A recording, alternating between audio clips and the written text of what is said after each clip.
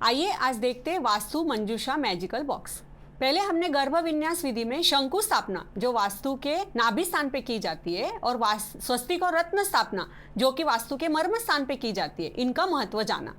ये सभी पदार्थ नींव में वास्तु के जो गर्भ विन्यास विधि के अंतर्गत आते हैं, बहुत ही महत्वपूर्ण रिजल्ट्स देते हैं। हमारे ऋषि मुनियों ने दिव्य दृष्टि से यह सब हमको बताया है नॉलेज। आज हम हमको जो वास्तु मंजूषा मैजिकल बॉक्स बता रहे हैं उसका रेफरेंस जो है मय मतम इस ग्रंथ में आया है। साथ ही जो गर्भ विन्यास विधि का महत्व मानसार में, समरांगन सूत्रधार में आदि वास्तु के महान ग्रंथों में आया है। तो आप बिल्कुल फोकस करिए, कंसंट्रेशन करिए। यह वीडियो में मैं आपको डिटेल्स बता रही हूँ और यह भी बता रही हूँ कि प्रैक्टिकल इंप्लीमेंटेशन कैसे किया जाता है। तो आइए देखते हैं वास्तु मंजूषा मैजिकल बॉक्स क्या होता है, कैसे करते हैं, क्यों रखते हैं, कब रखते हैं और कहाँ रखते हैं। देखिए, इसका जो रेफरेंस लिया है मय मतम का, सबसे पहले आपको ये बता दूं कि मय मतम ग्रंथ जो है रावण के जो ससुर होके गए मयासुर या उनको मय मुनि कहा जाता है, उन्होंने 10वीं या 11वीं शताब्दी में इसे लिखा है। मंदोदरी के पिता थे ये, और इन्होंने जो काम किया है वास्तु के लिए वो अद्भुत है। 36 अध्याय में 2 वॉल्यूम्स में इसको ट्रांसलेट किया, मतलब बेसिक उन्होंने लिखा और ट्रांसलेट किया ब्रूनो डैजेंस। ये जो फ्रेंच साइंटिस्ट है ब्रूनो डैजेंस, इन्होंने अपनी उम्र के 60 साल की उम्र में यह किया है काम। ये फ्रेंच से आके गोवा, पौंडीचेरी अपने भारत में आके इन्होंने पहले संस्कृत सीखा और इसको ट्रांसलेट किया। ये पूरी जो बुक है संस्कृत टू इंग्लिश ट्रांसलेशन है। 93-94 में इन्होंने यह काम किया। उसके बाद वास्तु की तो जैसे लहर ही आ गई, सब लोग बोल रहे वास्तु पहले नहीं था अब आया, तो ये सब मय मतम का कमाल है। सबसे मेन बात मैं आपको ये बता रही हूँ कि फ्रेंच साइंटिस्ट भी ग्रंथों को ट्रांसलेट कर रहे। अभी भी 100 ही बुक हमारी ट्रांसलेट हुई है, 300-400 तो अभी भी भाषांतरित नहीं हुई है। तो इसका महत्व जानो। इन्होंने जो दिव्य दृष्टि से हमको बताया है कि वास्तु मंजूषा क्या है, गर्भ विन्यास विधि क्या है, शंकु क्या है, स्वस्तिक रत्न स्थापना क्या है, यह सब अद्भुत है और हमारे लिए रिजल्ट ओरिएंटेड है। हम इसको जितना न्यू में करेंगे, जो बेसिक्स है इसको करेंगे, इसमें मर्मस्थान भी आए हैं कि वास्तु का प्लान कैसे बनाया जाता है, वो मैं आपको आगे वीडियो में बताऊंगी। लेकिन अभी आज जो हम देख रहे हैं कि नींव की ऊर्जा कैसे बढ़ाई जाती है। विश्वकर्मा आदि जो ऋषि मुनियों ने बोला कि स्त्री के गर्भ में जिस प्रकार से बालक दिन ब दिन बढ़ता है, उसी प्रकार वास्तु में की हुई जो गर्भ विन्यास विधि है उसकी ऊर्जा दिन ब दिन बढ़ती है। देखिए इस बुक में क्या लिखा है, सगर्भम सर्व संपत्ति विगर्भम सर्वनाशनम। इसका मतलब है कि जो गर्भ विन्यास विधि की हुई है जिस भूमि में, वहाँ सर्व संपत्ति युक्त वो रहेगा और जहाँ नहीं किया है वो सर्वनाश का कारण बनेगा। साथ ही साथ यहाँ पे लिखा है स्थापयेत ग्राम रक्षार्थम सर्व काम अभिवृद्धि, यानी कि ग्राम रक्षा के लिए है, सर्व कामना अभिवृद्धि करता है, यानी कि पूरी करता है। और एकदम इंपॉर्टेंट बात, इसको आप नोट कर लीजिए, लिखा है नित्यम यथा जगति वित्तम अनेक वस्तु न्या चंद्र तारम अधिवास भुवम मुदा सहा। इसका मतलब ये है कि राजा जो इसे करेगा उसका kingdom will extend to the moon and stars as long as the world shall endure. आप इसे मुझे लगता अच्छे समझ पा रहे हैं कि इसका मतलब ये है कि जो राजा इसको करेगा, मतलब कैसा है, जो गर्भ विन्यास विधि है छोटे वास्तु के लिए भी बोला है, बड़े ग्राम और नगर रचना के लिए भी बोला है, तो जो इसे फॉलो करेगा उसका सक्सेस दिन ब दिन इतना बढ़ेगा तो चंद्र तारों तक पहुंचेगा। अब आप भले इसको अतिशयोक्ति ले, लेकिन मैं इसको अच्छी तरह से जान रही हूँ। Since 25 working years I have been experienced all this things, और मैं आज आपको ये सब चीज़ें मुझे लगता है कि बता रही हूँ डेडिकेटली। लेकिन आपकी भी कुछ तो ऊर्जा पॉजिटिव है, इसलिए आप इसे समझ पा रहे हो, सुन पा रहे हो, आप भी उतने ही लकी हो। तो आप इस वीडियो में एंड तक जुड़े रहिए। देखिए अभी इसमें जो है हमने आपको बताया कि ये गर्भ विन्यास विधि क्यों किया जाता है। इसका जो मतलब है कि प्रोटेक्शन के लिए, वास्तु की ऊर्जा बढ़ाने के लिए, यह सभी चीज़ों का महत्व जैसा आप समझोगे आप अपने आप समझ जाओगे कि ऐसा क्यों बोला और मैजिकल बॉक्स क्यों बोला। It is a scientific box but I am labelling it as a magical box because it is a boon, मतलब वो चमत्कार की तरह है, हमारे को ब्लेसिंग्स देने के लिए आए हैं ये सब चीज़ें। इसका जो कॉम्बिनेशन किया है एज अ मैग्नेट, ये जो पूरी ऊर्जा एक साथ कंबाइन की है, इसमें जो चीज़ें हैं मैं अभी आपको बता रही हूँ, उसका जो कॉम्बिनेशन है इतना अद्भुत है ये ऋषि मुनियों का ही दिव्य दृष्टि है और उनकी परंपरा जो थी 18 ऋषि मुनियों की परंपरा, उनसे ही हमारे तक पहुंचा है। और हमारे भी जो गुरु है मग्गीरवार सर, उन्होंने हमेशा यही सिखाया कि सिर्फ बेसिक टेक्स्ट पढ़ो या आजकल की किताबें मत पढ़ो, क्योंकि वो सब इंटरप्रिट की हुई है, मन से लिखा है, रेड कलर का बल्ब लगा दो, रेड टेप लगा दो, ऐसा होगा। किसी ने मुझे सही में बताना चाहिए कि उसका रेफरेंस क्या है। जब मैं आपको ग्रंथ का रेफरेंस दे रही हूँ, जब मैं आपको साइंटिफिक अभी एक एक चीज का महत्व बताऊंगी कि इस वनस्पति का ऋग्वेद में क्या वर्णन है, अथर्ववेद में इसका क्या वर्णन आया है, तो आप समझ सकते हैं कि वो कितना बेसिक है, कितना मूल से लिया है। लेकिन जो लोग ऐसा कुछ भी बता रहे हैं और कुछ भी फॉलो कर रहे हैं, मुझे ऐसा लगता कि उन्होंने भी डाइवर्ट करना चाहिए अपने माइंड को और प्रॉपर स्टडी करनी चाहिए, और फिर उसके बाद जो है आप उसको समझे और फिर उसको करें, तो उसके रिजल्ट एक्सेलेंट आएंगे। नहीं तो लोग मजाक बना देंगे, लोग बोलेंगे कि कुछ नहीं है वास्तु, क्योंकि आपने उसको वैसा प्रेजेंट किया है ना। आप उसको अच्छे से समझने की कोशिश करिए। हम भी हमारे स्टूडेंट को यही सिखाते हैं और वो भी बिल्कुल डिवोटेडली ये सब काम करते हैं, इसलिए आज हम ये आपको बता रहे हैं और आप लकी हो इसलिए आप समझ पा रहे हो। तो आइए देखते हैं कि वास्तु मंजूषा क्या होती है। देखिए इसमें जो है 25 पद है, ये जो उपपीठ डायग्राम आता है वास्तु पुरुष मंडल का, उसके अकॉर्डिंग जो 25 इनकी देवताएं हैं, 4 मुख्य दिशा है, 4 उपदिशा है और बाकी जो सब पद रहते हैं उनको थोड़ा कंबाइन करके इसको 25 पद के रूप में लिया है, ताकि वैसी एनर्जी आपको मिलती रहे। अभी इसमें सबसे पहले जो वर्णन आता है कि रत्नों का है ना, जो आप देख रहे हो सेंटर में, इसमें 8 रत्नों का वर्णन है। माणिक, पन्ना, हाँ, महानील, इंद्रनील, मरकत, उसके बाद जो है स्फटिक या हीरा का वर्णन है। डायमंड की जगह हमने यहाँ पे क्रिस्टल लिया है। डायमंड जो थोड़ा कॉस्टली ज़्यादा हो जाता है और हम उसको बहुत मिनिमम क्वांटिटी में इसे ले पाएंगे। जो ले सकते हैं it's very well and good, लेना चाहिए, लेकिन जो नहीं अफोर्ड करेंगे उनके लिए स्फटिक जो है very good, it's also result oriented. अब बाकी जो है मोती वगैरह सब एकदम, ये केतु का रत्न है वैडूर्य, ये केतु सिस्टम का फॉलो होता है इसमें। और मय मतम का जो है ये बेसिक सिस्टम है, ये जो रत्न मैंने आपको बताए सभी इसमें आए हुए हैं। उसके बाद इसमें अष्ट धातु है। अष्ट धातु से निर्मित स्पेसिफिक चीज़ें हैं। हाँ, 16 टाइप की वनस्पति है और 16 टाइप के खनिज है। इसमें जो है मिनरल्स भी इसमें बताए कि क्यों बताएं और इसका क्या महत्व है, ये अभी देखते हैं। और 8 प्रकार के सुगंधित द्रव्य इसमें बताए। इन सबका जो महत्व आया है वो अभी आप जान पाएंगे। देखिए इसे करने का एक प्रोसीजर है, हाँ, इसे एक विधि है। इसे मुहूर्त से किया जाता है, अच्छा मुहूर्त देख के सब अभिमंत्रित करके इसे किया जाता है। ऐसे ही इसे नहीं करना चाहिए। हाँ, आपकी जो भी वास्तु है छोटी बड़ी उसे इसे कर सकते हैं। सिर्फ ऐसा है ना कि अगर सपोज थोड़ा छोटा एरिया है तो आप इसे ब्रह्म स्थान में लगा सकते हैं, लेकिन अगर आपका एरिया बड़ा है, सपोज मुझे लगता है 3000 स्क्वायर फीट एंड अबव, तो आपको इसको 5 जगह करना चाहिए, या उससे भी ज़्यादा आपका कॉलोनी लेआउट है तो आपकी इसकी क्वांटिटी बढ़ानी चाहिए रत्नों की और उसको 5 जगह करना चाहिए। 4 दिशा के 4 मुख्य पद बताए कि जहाँ करना चाहिए, पुष्पदंत, भल्लाट, सोम आदि।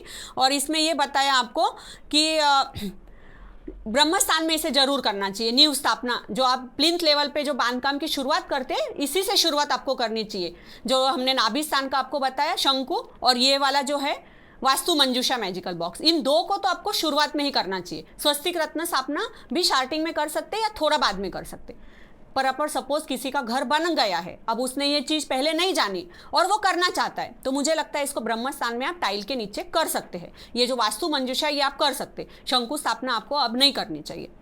अभी देखिए ये जो वास्तु मंजूषा है, ये जो तांबे का बताया मैंने आपको 25 पद का जो पेटी है, ये एक्चुअल सोने का बताया है। हाँ, हेमायस ताम्र रूपेश, या फिर आप सेकंड नंबर पे चांदी का बताया और थर्ड नंबर पे कॉपर का बताया। अभी इसका मतलब क्या है कि ये सब इलेक्ट्रॉनिक कंडक्टर्स है, गोल्ड, सिल्वर, कॉपर, इसलिए पहले हायर उन्होंने महत्व दिया गोल्ड को, पर एज अ अफोर्डेबल आप इसको कॉपर का अभी ले सकते, और आपको पॉसिबल है तो आप सिल्वर और गोल्ड में भी इसे जा सकते, क्योंकि इसकी एनर्जी जो है हायर लेवल पे और आपको मिल सकती है इसमें।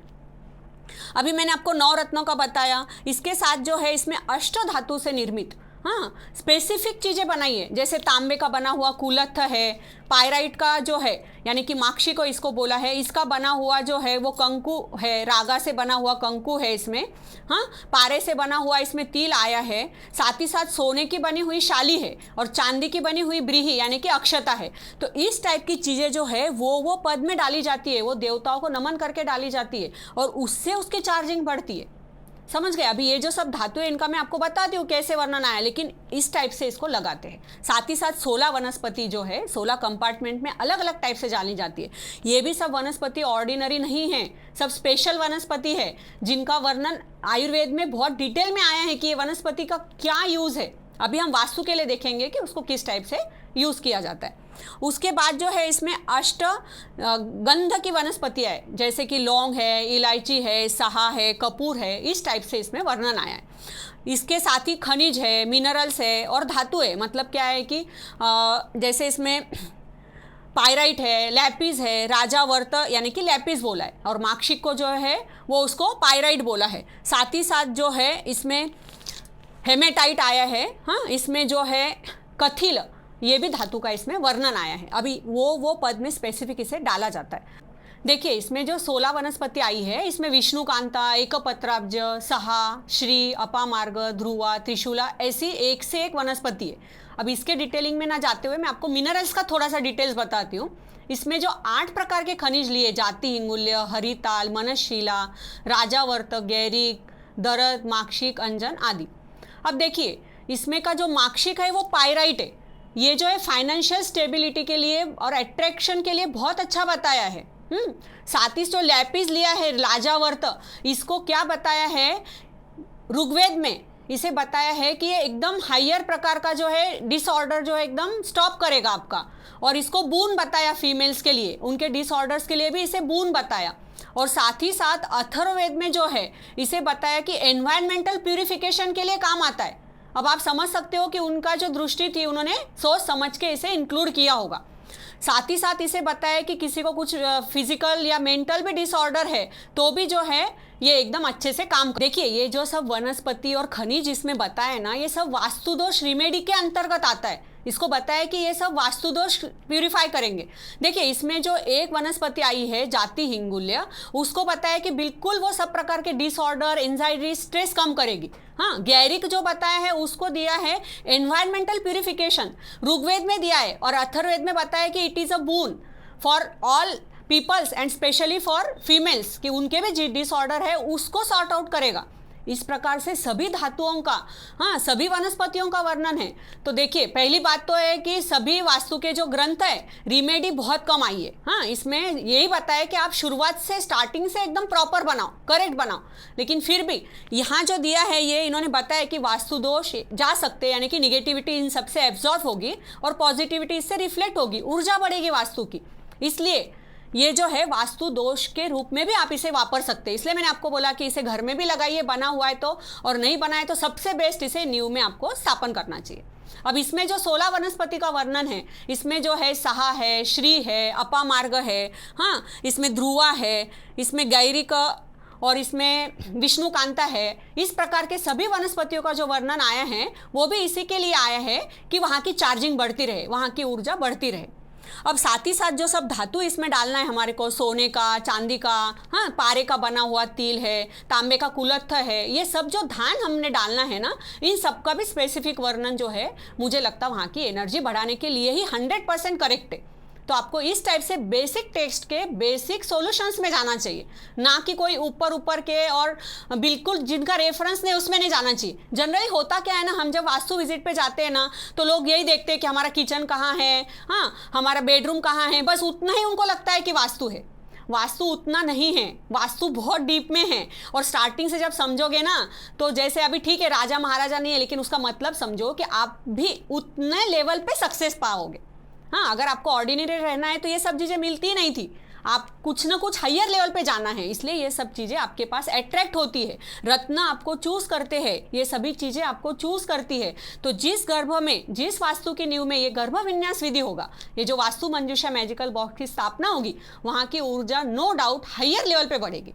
और जिसको भी एक्सपीरियंस करना है वो कर लीजिए, क्योंकि जो इसमें के रत्न है, जैसा मैंने नीलम डाला है यहाँ पे, इंद्रनील, महानील जिसे कहा गया है, 3 आवर्स में बताता है अपना इफेक्ट। डायमंड स्फटिक जो है वो 1 आवर में या 1 डे मैक्सिमम हो गया, 24 आवर्स में इफेक्ट बताएगा। और ये बाकी के भी जो रत्न हैं, इनको बनने को जैसा सदियाँ लग गई, मतलब हजारों नहीं लाखों वर्ष लग गए, तो इनके जो इफेक्ट्स है एकदम हायर लेवल पे जाते हैं। और स्पेसिफिक जो कॉम्बिनेशन करते हैं ना ये लोग, कि इसी पद में, जैसा ये जो भृंगराज है इसमें ही लौंग डाला है, यहाँ का जो मुख्य पद है इसी में जो अपामार्ग की जड़ वगैरह डाली, इनका जो वर्णन आता है ना इस टाइप का स्पेसिफिक, इसी में जो है मारुत या रोग कप्पे में जो है इसमें लोहे का बना मुदगर डाला है, इसमें तांबे का बना कुलत्थ डाला है। तो ये जो कॉम्बिनेशन है इसकी वजह से इस वास्तु की मंजूषा की ऊर्जा दिन ब दिन बढ़ती रहेगी। और आप एक्सपीरियंस इसे करना चाहिए कि पहले आपका प्रोग्रेस चार्ट कैसा था और इसे लगाने के बाद विदिन 21 डेज आपका प्रोग्रेस चार्ट कैसा है। तो वहाँ की अशुभ ऊर्जा नो डाउट न्यूट्रल होगी और पॉजिटिविटी